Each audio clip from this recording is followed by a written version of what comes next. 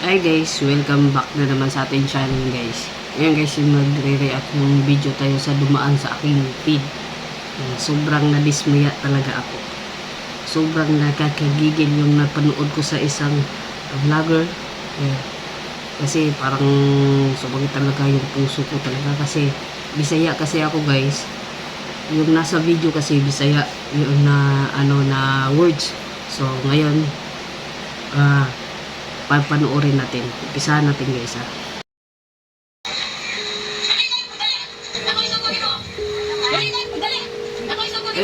Guys, sabi niya, pagdali na ako isugo nimo. Term kasi yun guys sa Bisaya, sa Tagalog, pagdali, bilisan. Dali, kaya na ako isugo nimo. Uutusan. Yun na term guys, yun. Konti.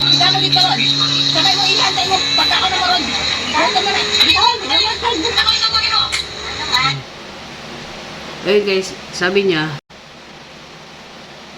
pagdali na ako isugo nimo. Term kasi yun guys sa Bisaya, sa Tagalog, pagdali, bilisan. Dali, kaya na ako isugo nimo. Uutusan. Yun na term guys, yun. Continue tayo.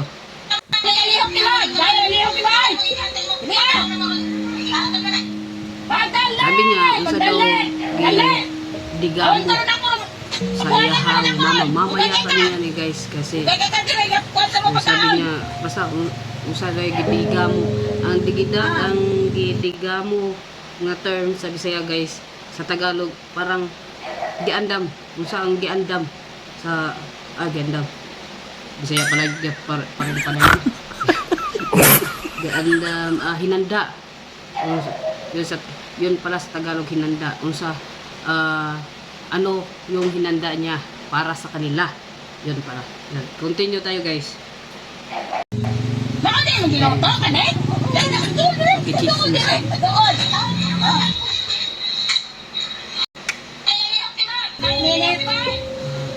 Dalian ang lihok mo, dugayan ang lihok mo. Dalian ang lihok mo. Bilisan mo yung kilos mo.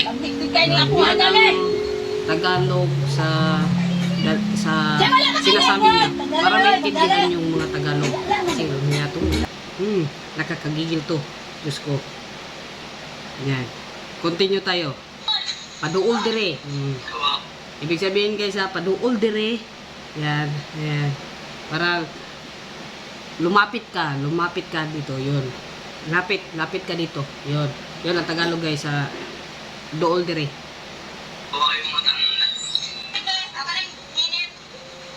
Nakakagigil to siya. Naintindihan nyo na guys ang dalian, lihok nyo. Para hindi kayo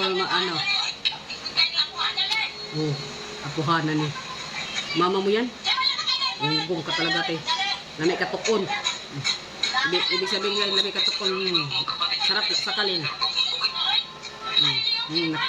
Nanggigil din yung reaction video nito. Ako din nanggigigil. Ginamos. Sarap pa yung ginamos. Kulukot ikaw ka din. Munapay. Kakagigil. Kawawa si nanay. Saan kayang lugar to? Yan. Pinaintindi ko sa inyo ang mga words na hindi nyo naintindihan doon. Kasi nandito kasi ako sa Manila. Sa akin sobrang sakit kasi. Ako kasi minaltrato kasi ako ng mama ko. Pero hindi ko sinuklian na galit o hinayaan ko na lang siya na maltratuhin ako. Pero yung malapit na siya kunin ni Lord, doon na siya humingi ng tawad sa akin. At sinabi niya sa akin na makapagpahinga na daw ako. Yun ang last anak, makapagpahinga na ka na. Sa amin, sa term yun sa Bisaya, pahulay ka, pahulay na ka.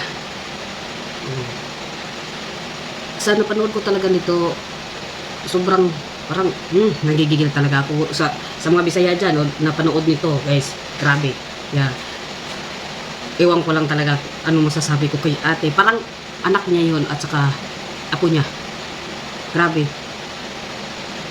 Deserve ba nila ng mga lula na maltratuhin, tulad ko, maltratuhin pa natin sila, na matanda na sila, ilang years na lang ang maiiwan dito sa mundo kasi matanda na, tayo bata pa, tapos ganyanin pa natin yung ating lula, lulo, or auntie, uncle, basta yung mga matatanda na.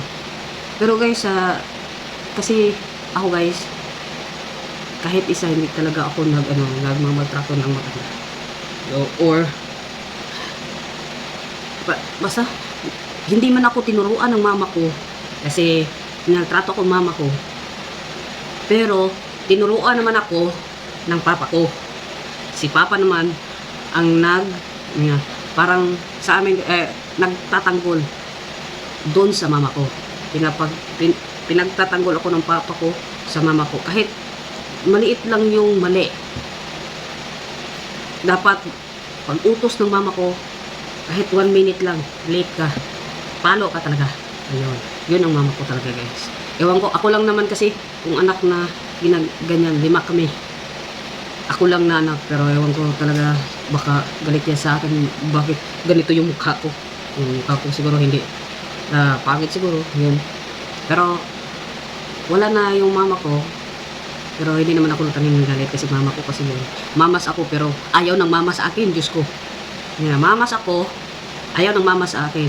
Yung papa ko nga gusto sa akin, yung gusto sa akin, pero ako naman ang ayaw sa papa ko. Pero love ko yung papa ko guys, pero hindi ako papas, mamas talaga ako. Kahit minaltrato ako, yung mga kapatid ko binilahan ng mga bagong damit, ako yun pa rin yung damit ko.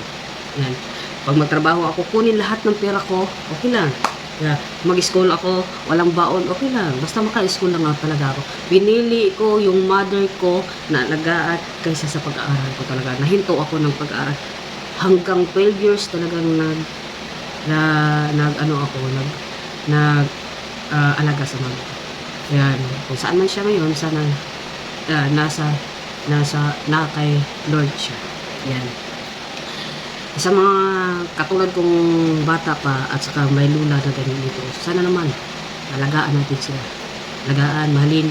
Kasi ilang years na lang ang hinihintay nila mawala sila dito sa mundo. Tayo mataas pa kasi bata pa tayo. Sana mahalin natin sila. Hanggang dito lang guys kasi Bisaya kasi ako. Hanggang dito na lang yung ating reaction video. See you next video. Don't forget to share and like sa ating video. Bye bye guys. Thank you.